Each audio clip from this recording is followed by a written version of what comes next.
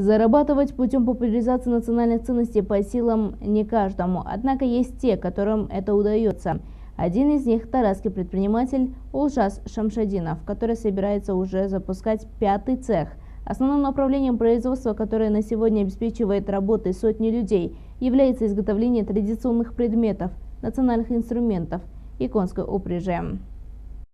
7 лет назад Олжас Шамшадинов начал бизнес по изготовлению посуды «Астау». Работа мастера, который с каждым годом расширял масштабы производства, активизировалась после создания узоров юрты на Экспо-2017. Даже во время пандемии 50 человек были обеспечены постоянной работой. Сегодня здесь работают 105 человек, а в месяц изготавливают 1000 штук традиционной посуды и поделок.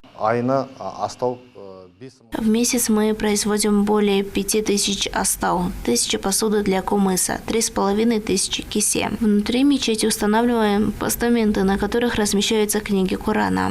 Сегодня у предпринимателя 3 производственных цеха, еще 2 новых планируется запустить дополнительно. Каждый цех производит разную продукцию. Например, один изготавливает конские упряжи, другой рисует орнаменты для масштабных проектов, а третий создает бытовые принадлежности, посуду, такие как астау. Всего при производстве используют здесь 5 видов древесины, и только березу завозят из России. Остальное находится неподалеку. Также из-за рубежа были поставлены современные технологии.